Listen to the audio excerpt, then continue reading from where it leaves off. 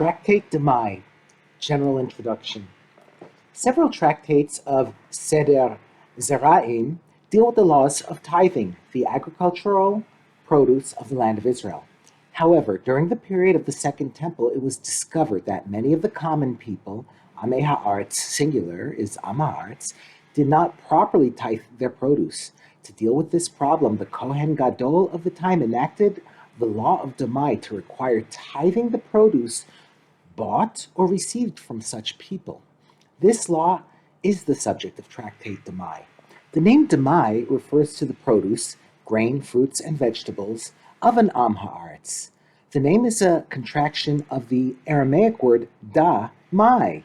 What is this? Referring to the uncertainty as to whether it is fully tithed. See the Rambam commentary and Rav to Mishnah Berachot, chapter 7, Mishnah 1. Part 1, Tevel and Masros. To understand the discussions of this tractate properly, it is first necessary to understand the system of tithing according to biblical law. The following is a brief review of those laws. Once produce has been harvested and processed to a certain stage of finishing, it becomes classified as tevel, and it may not be eaten by biblical law until it tithes, terumah and masrot, have been designated and separated. Someone who eats tevel is subject to the penalties of death at the hands of heaven and lashes. A. The tithes. These are the tithes that the Torah requires. 1. Terumah, sometimes referred to as terumah gedolah, the greater terumah. This is a small portion of the crop, set by the rabbis as between 1/40th and 1/60th of it, that must be given to a Kohen. See Deuteronomy chapter 18, verse 4. Terumah may be eaten only by Kohanim and their families and Canaanite slaves, and is forbidden to non-Kohanim. It is considered sanctified and must be eaten in the state of Tahara. See Numbers chapters 18, verses 12 and 13. Number 2. Ma'aser Rishon, first tithe. This consists of precisely 1/10 of the produce that remains after terumah has been taken. It is given to a Levi, see Numbers chapter 18, verse 21, who must give 1/10 of it to a Kohen. Once this is done, the remaining Ma'aser Rishon has no sanctity, and it may be eaten by anyone. Number 3, Terumas Ma'aser. The Ma'aser Rishon given to a Levi must also be tithed. The Levi separates 10% of it to give to a Kohen. This tithe is known as Terumas Ma'aser. Like Terumah, Terumas Ma'aser is permitted only to Kohanim and their households. Number 4, Ma'aser Sheni. This consists of 1/10 of the produce remaining after Ma'aser Rishon is removed. It is taken in the 1st, 2nd, 4th, and 5th years of the 7-year Shemitah cycle and is brought to Jerusalem to be eaten.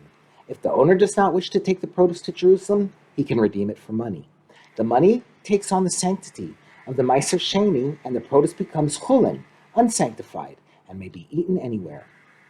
The money is then brought to Jerusalem and used there to purchase food. This food takes over the Ma'aser Sheni sanctity from the money and must be eaten in Jerusalem. 5. Ma'aser Ani, tithe for the poor. In the 3rd and 6th years of the Shemitah cycle, Ma'aser Sheni is replaced by Ma'aser Ani, which is distributed to the poor. Ma'aser Ani has no sanctity and must be eaten by anyone. B. Designating and separating. There are 2 parts to tithing: declaring a certain part of the produce to be terumah or ma'aser, designation, and taking the tithe out of the rest of the produce to give it to the Kohen Levi, poor person, or to bring it to Jerusalem, separation. These 2 actions can be done together by taking the right amount from the tevel and declaring it to be the intended tithe, or separately by first designating the tithe in a specific part of the pile and then removing it later. Once a tithe has been designated, the rest of the produce is considered fixed in regard to that tithe, even if the tithe has not yet been separated. Part 2. Demai decree. The rabbis decreed that although Amei Ha'aretz were generally observant, they could not be relied upon to properly tithe their produce as required by biblical law. Therefore, anyone who receives produce from an Am Ha'aretz must separate its tithes before eating it. Even if an Am Ha'aretz states explicitly that his produce was tithed, He is not trusted. A. The origin of the decree. During the period of the Second Temple, Yochanan Kohen Gadol, the high priest, sent agents throughout Eretz Yisrael to observe the tithing practices of the people. They reported that although the unlearned masses, Amei Haaretz, were all careful to separate terumah from their crops, a significant minority of them did not separate the other tithes. Under biblical law, someone who bought produce from such people did not have to tithe the produce because he could assume, based on the principle of majority, that the Am Haaretz from whom he bought his produce was one of the majority of Amei Haaretz who did tithe properly. Nevertheless, because of the severity of the Tevel prohibition, Yochanan Kohen Gadol and his court decreed that we may not rely on the majority who tithe, but must separate tithes from all produce acquired from Amei Haaretz. Part B. Who is considered an Am Haaretz? Under the Demai decree, every person, with the exception of a recognized Torah scholar, is assumed to be an Am Haaretz unless he undergoes a formal procedure to establish that he is someone who is trusted regarding tithes. The procedure consists of making a declaration before Beit Din that he is prepared to abide by all laws of tithes, bringing witnesses who have observed him living up to these requirements and certain other details. See Mishnah chapter 2, Mishnah number 2. Once a person undertakes this pledge, he is known as a Na'aman, a trusted one, and any produce purchased from him is not Demai. Part 3, the Demai tithes. A. Which tithes are designated from Demai? The Demai decree does not require a person to designate terumah, since we could assume that the terumah obligation was fulfilled by the Am Haaretz. All other tithes must be designated for Demai. There are numerous leniencies, however, in the laws governing these Demai tithes, as will be explained in this tractate. B. What is done with the Demai tithes? Yochanan Kohen Gadol did not wish the tithing of Demai to be overly difficult or expensive. The decree he enacted therefore allows the owner to keep almost all the tithes for himself, while still removing any tevel status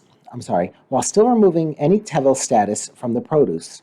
Many tithes only need to be designated verbally and do not have to be separated and given away. The procedure is as follows. 1. A tenth of the Demai produce is separated as Ma'aser Rishon, and Terumas Maisa is then separated from it. While ordinary Ma'aser Rishon is given to a Levi, Ma'aser Rishon of Demai remains the property of the owner. This is because Ma'aser Rishon has no special sanctity, once Terumas Ma'aser has been separated from it, and it may be eaten even by non-Levim. The only right a Levi has to it is that the Torah made Ma'aser Rishon a gift to the Levim. This is merely a monetary right, but in the case of Demai, it is not clear that the Levi has such a right, because it is possible that the Ma'aser Rishon separated from it did not need to be separated, since the Am Haaretz may have already separated it. Since this remains in doubt, the owner can keep it and eat it himself, in keeping with the general rule for monetary claims that the one who wishes to take from someone else must bring a proof before he could collect.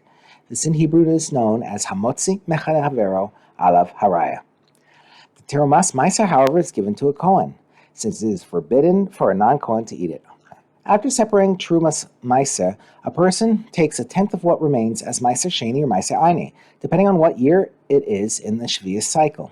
Ma'aser Sheni of Demai, like ordinary Ma'aser Sheni, must be taken to Jerusalem and eaten there, or redeemed for money that is taken to Jerusalem and spent on food that is eaten there. Ma'aser Ani of Demai is treated like Ma'aser Rishon of Demai. It needs only to be designated, but it is then kept by the owner.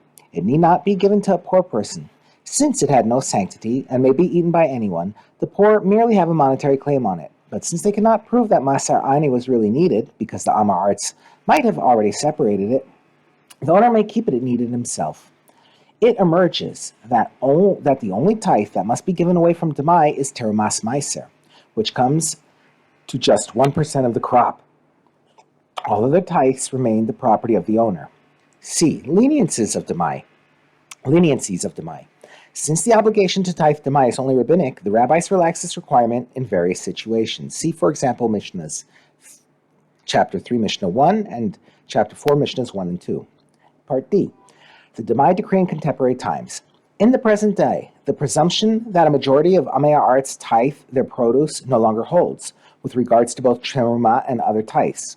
Accordingly, someone who purchases produce from an Am Haaretz today that is not under rabbinic supervision must separate even terumah. Likewise, all leniencies of Demai, based as they are on the presumption that most Amei Arts separate tithes, are not applicable in the present day.